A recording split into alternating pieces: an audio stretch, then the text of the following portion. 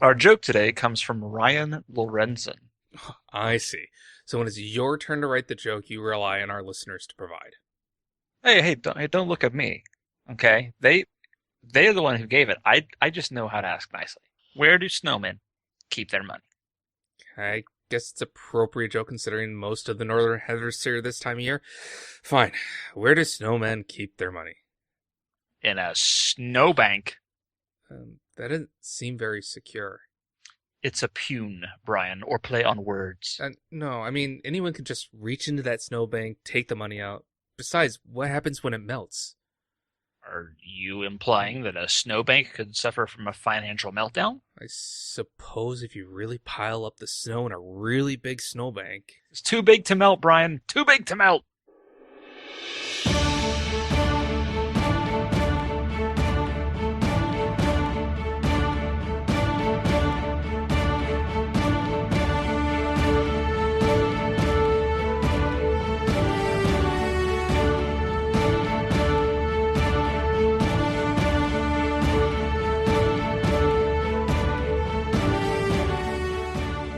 In all seriousness, Ryan, thanks for the joke. Did you know he has a blog at sfbullet.com? Or wait, hold on. Are we plugging his blog, Brian, for free? Well, Really? he did submit a joke. Yeah. Anyways, we have a great episode today. We do? Wait, you're not going to say it's a special episode? Well, it is. This episode is the first episode this year without Parker Ah, Harris. ah, What? no. No, Brian. No Parker Harris jokes. Let's at least start the year without doing the exact same joke we always do. Fine. That's it? That's what? You're actually going to let it go. Sure. No jabs, no snide remarks, no veiled attempts at getting a Parker Harris joke in any way with different wording. Just fine. You asked that we skip it. Oh, okay. All right. Cool. Um, is it just me or does this feel weird now with that one? I think it's just humor. Huh. Okay. Well, moving on then. Where were we?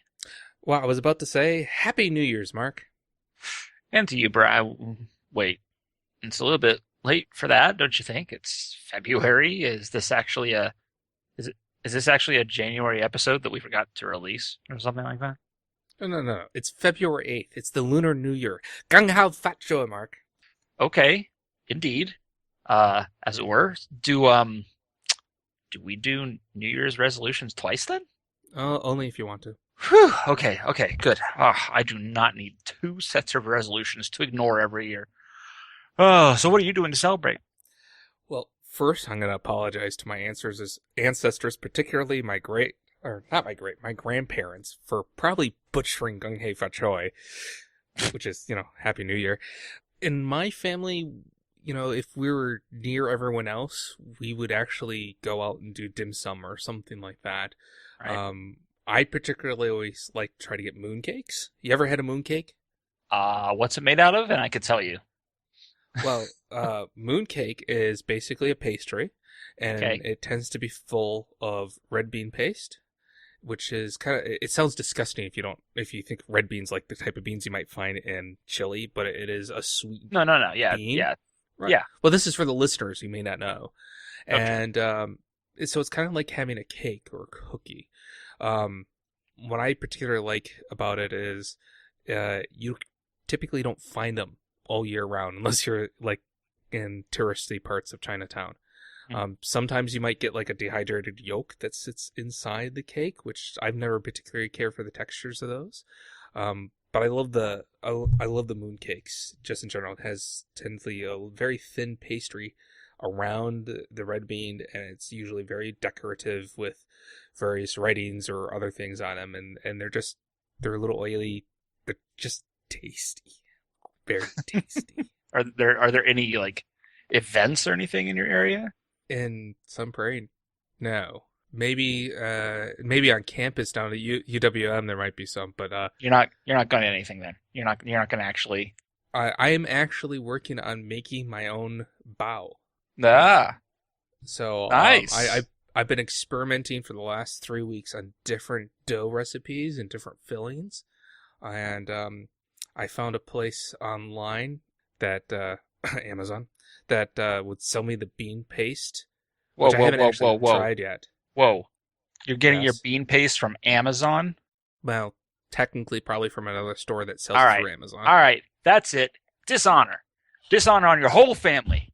Dishonor on you. Dishonor on your cow. Look, it's either that or I have to drive all the way to downtown Madison with 3 screaming kids in the middle of winter to get to the Chinese grocery. Okay? It's just ain't gonna happen. What kind of dedication you have to have, Brian. It is, but no, it's a 30-minute trip one way with no traffic and no road problems. So no, I went to Amazon and I bought the bean paste. Fair. I made my own pork filling, which smelled really good, did not taste very good. So I'm experimenting, and hopefully it turns out well. I learned something new. You can't actually get that brilliant white pastry, like what we get when we go to Yeah, the place. Hangai Tea Room. Yeah, down in San Francisco. You can't get that brilliant white pastry without a special type of flour. Because if you make it yourself at home without that type of flour, like just all purpose, it kind of comes off yellowish in tint. Well, we've got a local event here we're gonna do, actually. Really? It's a group doing an event. Yeah, so they're gonna have like a dragon parade and a lion troop and all sorts of things. So I'm jealous. yeah, it'll be fun. I'm a little sad because both my grandmother and my grandfather are passed on, and every year I would get lucky money. Oh, the red envelopes, right? The red envelopes. Yeah, I actually have a couple here that my grandmother put together for my kids right before she passed away. Oh, that's cool. And yeah, and I used to get some from her sister, which I thought was always amusing because it would be like a quarter, and she lived all the way in California, so she would pay postage to send us a quarter. I'm like, the postage costs more than what you sent like, to us. It's like 3 times the cost now. Right. I loved getting them though. It was very, and she always had a nice, cute little note and everything like that. It was very nice. But we don't have a big enough Asian population that celebrates Lunar New Year in the area. So if there's anything that might be something at a university. I don't see why. Look, I'm in Wisconsin. Not only are we largely a white state in where I live, but if I look outside, most of the country is currently white too. As in, it's covered in snow. Yes. Yes. For anyone that was going to mistake that for something else. Yeah. You're going to have to post pictures of your bow. I have, actually. Well, I mean, this year. Oh. Well, I have, actually. Oh. Because I've been experimenting. I've never been successfully able to make them before. Okay. Well, technically you have a few days to get it right before you've missed your deadline. That's right. It's interesting because all the recipes, they're very simple. You have some flour, you have some yeast, you have some water, and then they either put oil or shortening in it. And there's nothing else. There's no salt or anything like that. There's no eggs. There's no milk. And it looks bowish, but it doesn't quite poof. It isn't, it's bowish, but not bow-like. Yeah, it's bowish because it's like, yeah, okay, yeah, it's dough. Okay, holds something tasty, but it doesn't have that fluffiness, that, chewy yet really fluffy, tender texture to it. Don't quit your day job then. Yeah, no, I definitely wouldn't be able to quit my day job to be an old-time bow baker. In Wisconsin. Anyway, didn't we do an interview a while back that we should probably actually, put up here? Yeah, we are certifiable for not having to put this interview up already. Yeah, it's pretty bad. We did this interview. You know what'd be really good, Mark? What? We should make sure that we do this interview for the first episode of the year. I hate to break it to you, Brian. We are. No, that's ridiculous, because it's February. We would never have skipped a whole month. Brian, you're rubbing it in, Brian. You're putting salt in my wound. Look. Stop it. It's not Stop my fault. It. It's not my fault that I had such a hard time trying to get us together to record. I was going through withdrawal. It was so bad. I had to go co-host the Wait, Nerd Force whoa. podcast with John Graff just to get a fix, To get your fix. my podcasting fix. Yes, no, I got that. I don't know if you can assumed see it, but I'm mainlining my microphone right in here. 1/8-inch jack right into the joint in your elbow. Oh yeah, baby. Okay. That's good. Analog to digital transference. Oh yeah. Analog to blood or something like that. So we have an interview that we did, 6 weeks ago? In December. Yeah. And this interview is with... Chris Berry. And who is Chris Berry? I believe we actually did the introduction Oh, as part did of the we? interview. Because that was 6 weeks ago, so I don't remember. All right, let's roll this thing. So we have a special guest today, Mark. We do. We yes. do. Somebody who can hopefully make sense out of all the nonsense. That's the certifications are changing. I don't know what to make of it. I'm lost. He will try his best. Aren't you glad that we do this rehearsal thing? Yes, we have with us Chris Berry, a master technical instructor for Salesforce University. He's Wow. a certified instructor. Instructor has been doing it for over 7 years. You may have seen Chris on some videos that were floating around the internet of a recorded Dev 401 course that he did. Not those other videos. Not the other videos floating around the internet. This No. is work related. Yeah. And when I first started going to Dreamforce, Mark, Chris for me was Mr. Hands-on Training. For a few years when I started going to those hots, I swear he was the instructor for 2 out of the 3 hots I would go to at Dreamforce. I probably have attended at least one and just don't remember through the haze of Dreamforce insanity. I think if anyone has attended a hot, he's probably been in there one. I mean, Probably. high probability. He's everywhere. We were very well aligned, Brian. I know. It was fun to heckle you after a couple of years. Chris, again? You're easy to find with your hat, too. So I'd look out there, 200 people. Within about 2 seconds, I'd know if you're in the room. Yeah.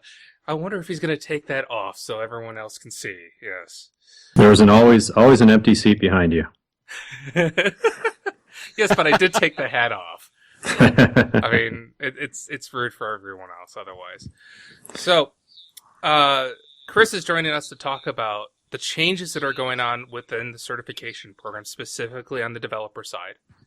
And before we really talk about the certifications themselves, I know a lot of people who are very proficient at using Salesforce as an admin or developer who aren't certified. So, Chris, can you talk to a little bit why people should get certified versus just being certifiable? Yeah, there's a few great advantages of getting a Salesforce certification. One of them is that it forces you to gain a comprehensive level of knowledge of Salesforce. So in order to get a certification, you're going to have to learn about capabilities and features that you might not have done, in the normal course of your job. And those things that you learn and those skills are going to come in handy down the road when you're trying to solve problems on Salesforce. It's a fantastic way to broadcast to your team and the entire market your capabilities. And I know that a lot of companies use certification. When they're working with other people, they're looking for certified resources, so they know that they have people who are going to be able to understand what they're talking about and know the best solution and when to use it. You got anything to add to that, Mark? You're squinting your eyes back and forth. It's because I'm thinking, Brian. That's what happens. When my brain starts working, my eyes go on auto. Am I get anything? Am I being too thoughtful for this? No, I thought that was a great answer, Chris. What are you saying? I think that's a lot better of an answer than what I usually hear. I mean, typically when I ask people, why should someone get certified? The answers I usually get is, well, certification is a sign of expertise, and so that expertise is going to help you go get jobs and so forth. And when I talk to some employers who are hiring admins or other admins, first off, a lot of people didn't even realize there were certifications out there for Salesforce as a hiring manager. And the second thing was people were like, well, I can show my expertise through other methods, why should I do that? But it's a great point that I love that you brought this up, that just because you've been an admin for many years doesn't mean you've covered the breadth of what's in Salesforce. Absolutely. I mean, I know when you get an org, you are using what your company needs you to use, and you don't necessarily are looking into anything else.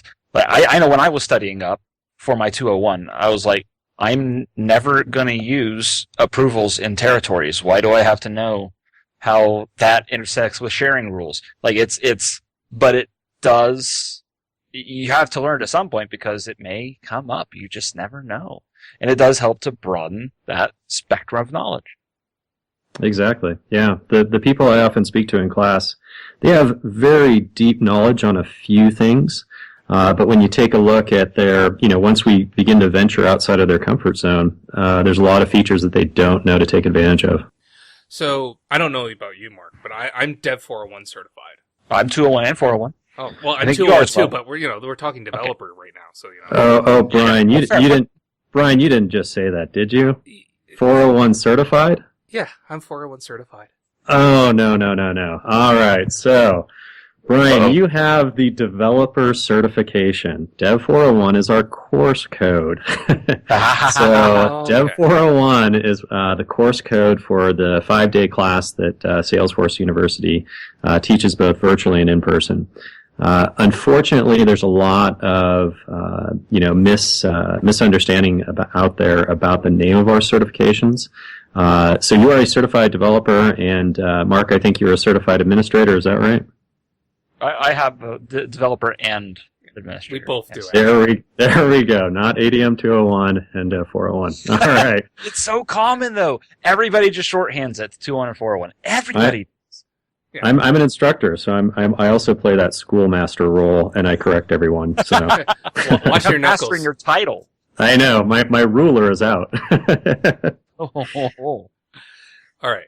So I am a certified developer as well as a certified admin, and it's my understanding that the certified developer certification is going off into that dark night. Yeah, it's I would say eventually. So I don't want to cause any alarm. So one of the things that we have at Salesforce is a partner program. And so systems integrators are measured, and one of the measures is the number of developer certifications that the staff has. Because the partner team is different from the Salesforce University certification team, they have their own timelines, and so the certified developer will continue to exist because we need to support that purpose. So just understand that in the future, down the road, the developer certification is planned to be retired. It's not something that's going to be in the immediate future, though. So I almost said Dev 401 again. This is going to be a tough habit to break. So as a certified developer, I know there's a couple different avenues that I can go to update my certification on what the new way to do it. I don't know anything, so you can quote him on that. Feel free to go from scratch. Before you kind of talk about what the different avenues are, can you tell us why the change to begin with? Yeah. About a year ago, the certification team at Salesforce decided to do a revamp of the developer track. So we have the certified developer and the certified advanced developer. And so the certification team identified a few weaknesses. And so what they identified is that, first off, in calling the Force.com developer, it was a bit of a misnomer in the sense that it didn't involve any code whatsoever. You had to understand, where to use things like Visual Force pages. But from an industry terminology standpoint, saying that you're a developer implied that you are also a coder or a programmer. And so that alignment was a little bit confusing for the marketplace. There was issues with the advanced developer. There was a huge leap when you went from developer to advanced developer.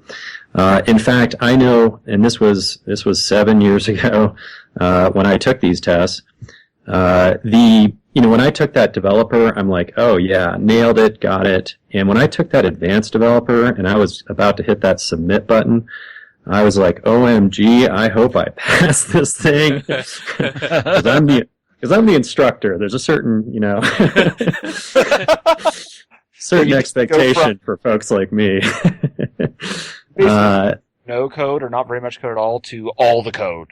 Exactly. So it was like the full bucket in order to get that advanced developer. And then the other thing was that the advanced developer had the manual programming assignment, and that simply wasn't scalable. And so, in order to get those highly technical and frankly costly resources to be able to review those projects, it was a huge bottleneck in terms of trying to get as many people on board with that certification as possible. So for those are the main reasons, and probably a few other reasons they decided to redo that track. Yeah, I know when I was looking at getting certified, I wanted it to go all the way up to advanced admin and advanced developer, but that leap between developer and then advanced developer was so huge, and then I heard tons of issues with people who would take the written test and then wait months before they could do an assignment, and then wait even months to find out whether or not their assignment passed or failed them. It turned me off on trying to get to that advanced developer, since it was really not going to be used for anything else other than to show, yes, I do know what I'm doing. So how is the developer and advanced developer tracks being changed? So there's a few things that we tried to solve. So what we did at a very basic level is we split up the developer and the advanced developer into two separate tracks. We have the new app builder track, and then there's the platform developer track. And basically the way you can look at it is the app builder is the declarative capabilities, and the platform developer is more the programming, so your Visual Force pages and your Apex code. One of the things that we did was we focused those certs, or at least, in doing this this redo, we wanted to make it more about best practices, since, over the last 7 years, there's been definitely solidification in terms of, well, here's what, rather than telling you what you are capable of doing, here's what you should do. So let's test on those kind of best practices. Obviously, over the last 6 to 7 years, there's been a whole ton of new features, and so we wanted to make sure our allocations were better. Those real-world roles that we talked about in terms of the terminology. And then what we wanted to do was, and this was a really big one, which was we wanted to remove the dependency for the programmers. So the people who write the Visual Force and the Apex, they're not necessarily going to be that person who's creating the workflow rules and the approval processes, and these days with Process Builder and so on and so forth. Now, they need to understand those capabilities, but we decided to not make them have the app builder be a prerequisite like it was with the developer and the advanced developer.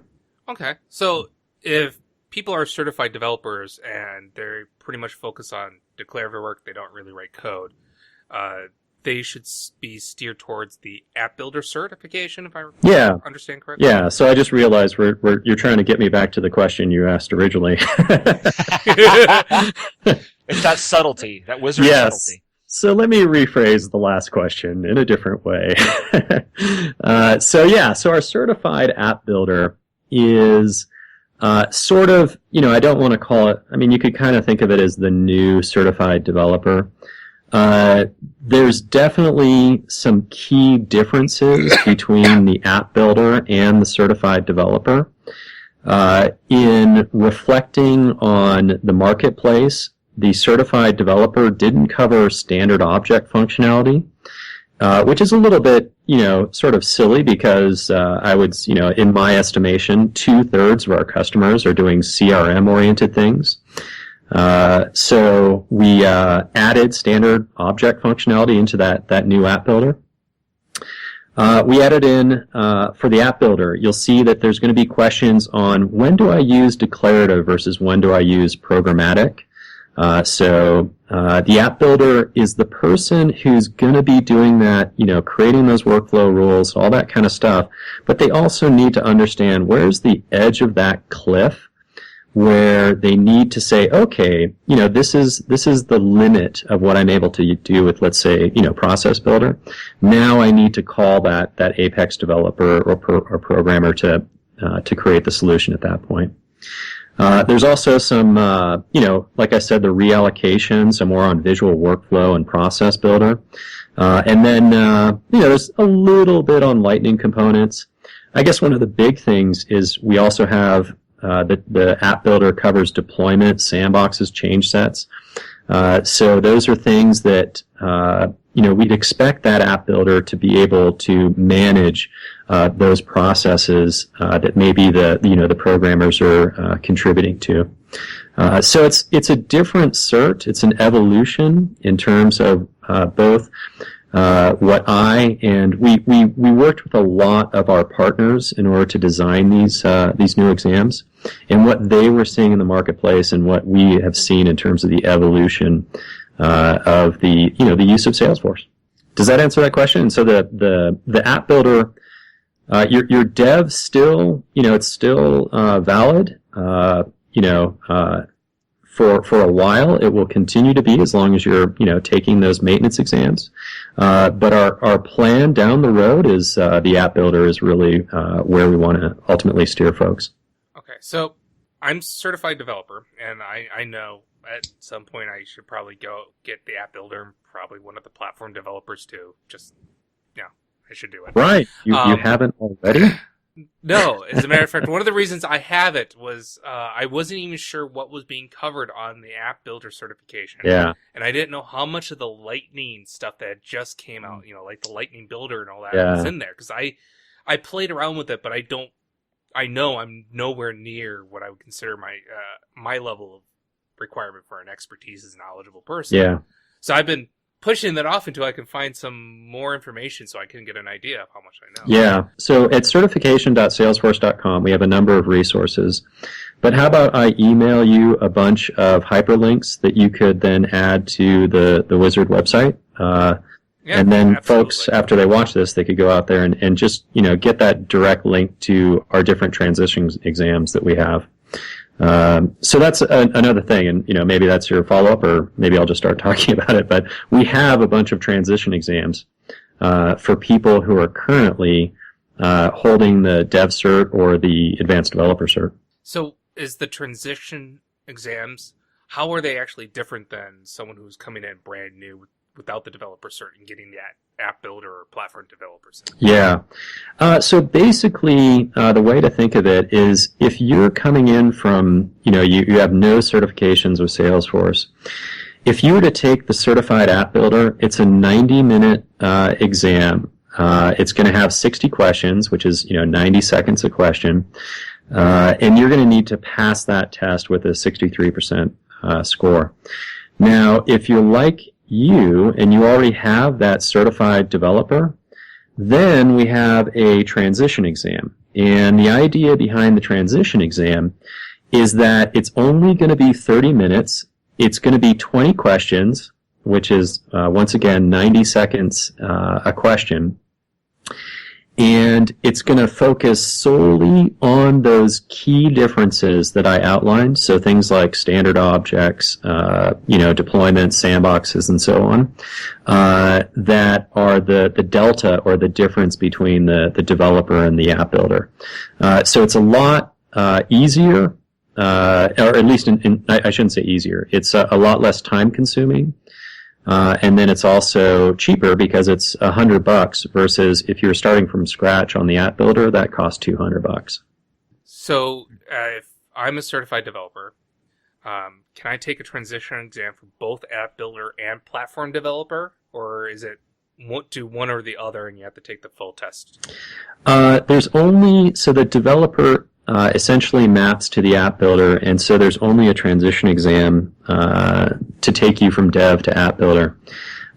In the case of Platform Developer 1, which is the programming stuff, there you're starting off on a new track in your case, and so you'd be starting from scratch.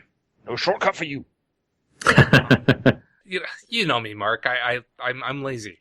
So okay. Well, here's another question.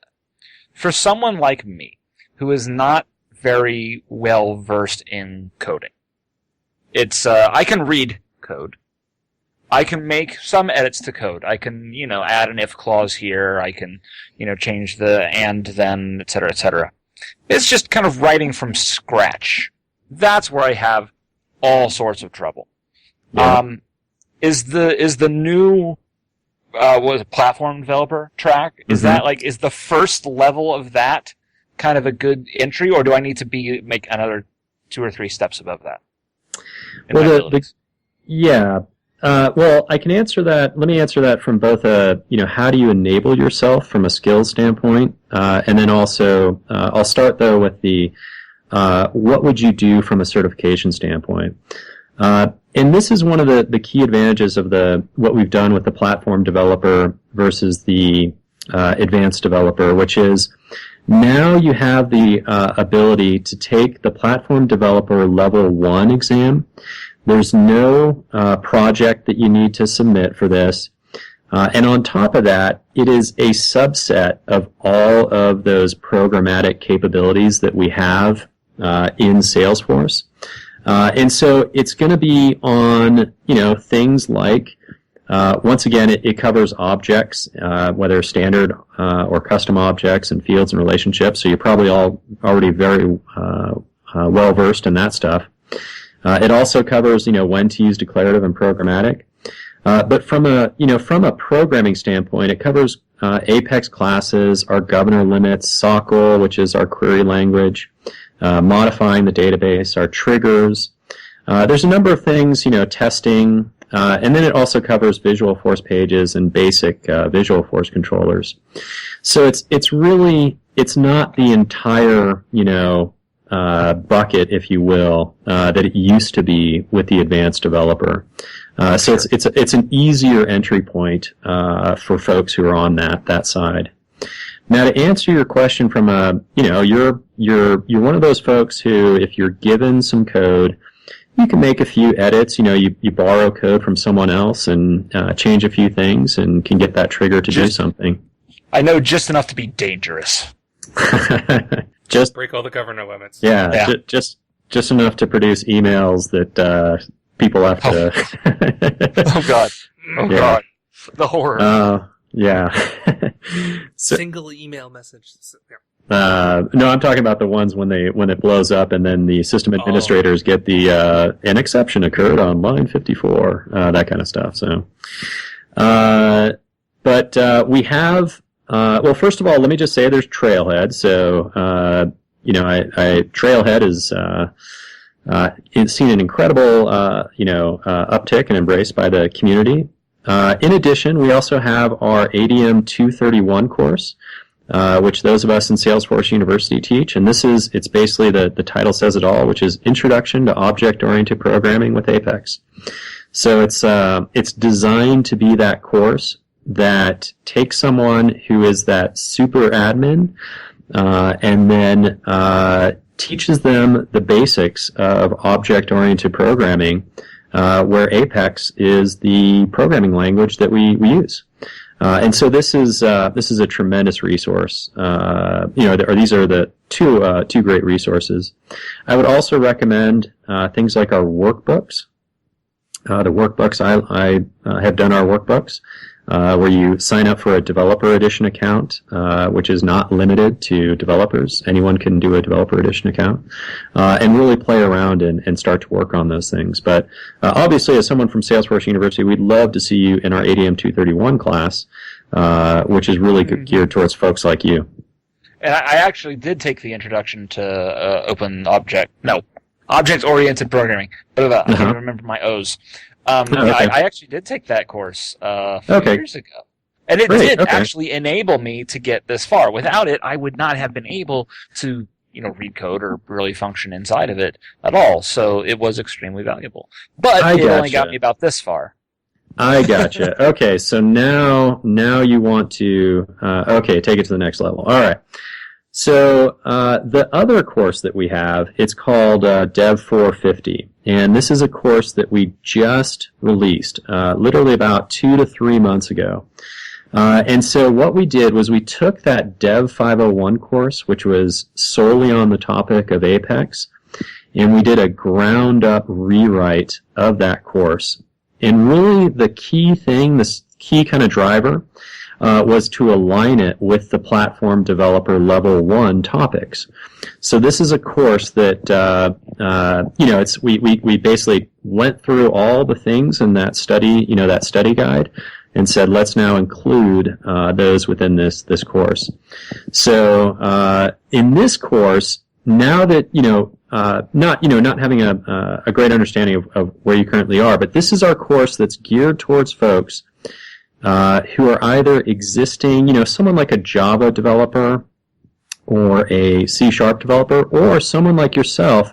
You've taken ADM 231 and now you want the more rigorous course, which is going to talk more in terms of best practices and really taking it deeper from building out triggers and Visualforce pages and controllers and so on. Test coverage. There's a few, as an instructor, there's a few things that I know that people kind of cringe about, and governors and test coverage are the two that are what people kind of the struggles. So, but that's what we do. So that's what we cover. Meowcast, I want to thank you very much for coming on today. It means a lot to me that you and I have kind of become friends in our wonderful run-ins at Dreamforce. If people want to reach out to you and have questions on certification or want to learn more about courses and Salesforce University in general, how should they reach out to you? Well, there's a couple of ways. On Twitter, I'm Barryforce, so there's that. And then, feel free to send me an email. So I think that would, maybe when I send you that email with the links, I'll also include my contact information. It's cbarry@salesforce.com, and Barry is like Barry Manilow or Barry White with an A. That's a key part that's the one part that people seem to mix up. But yeah, email or Twitter. I'd be happy to try and respond, or at least put you in contact with someone who can help you out. Now it's time for our Salesforce video of the undetermined amount of time until the next one. And just to point something out, Brian, when I first said we should have this segment called undetermined amount of time until the next one, you were like, no, you should just do week, or because we'll be doing these every week. It's been a month, Brian. Yeah, it was, 3 episodes in before we're like, we can't do this every week? Yeah, no. Yes. But, Okay. Mark, sometimes you just have to say no. Indeed. Some people think it's a big thing. And sometimes it's just a little thing. Sometimes it's a crazy thing. And sometimes it's not. In this week's episode, we share a parody song from Apex and the Limits called Crazy Little Thing Called No. Mm-hmm. This one goes out to little admin who's got troubles saying no. We don't have this thing called no. Well, I just gotta use it, some of this thing called no. Well, I must get it out now. I am ready. Crazy little thing called no. This thing called no. I thought I was very confused because there was a lot of different people in that video, yet I only heard two voices singing. I'm not sure how much they practiced in order to get all those people to sound exactly the same.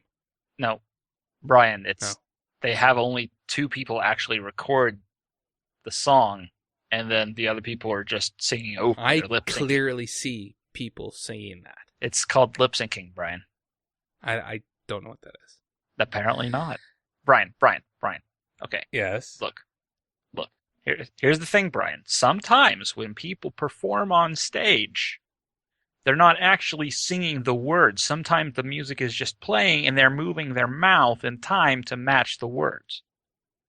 That does actually happen sometimes. It's kind of like pro wrestling. Pro wrestling's fake?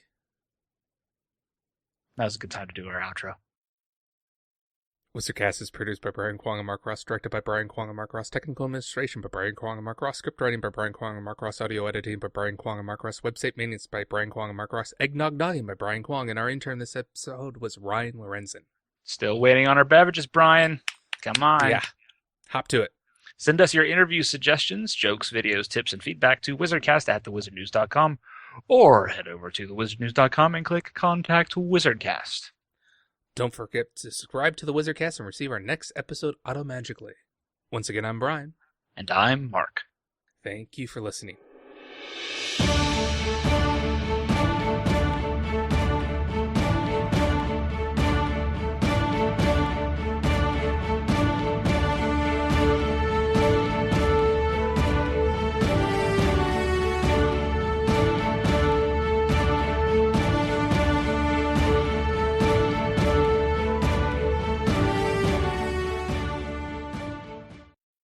What's the link to the YouTube? Because now I want to bookmark that.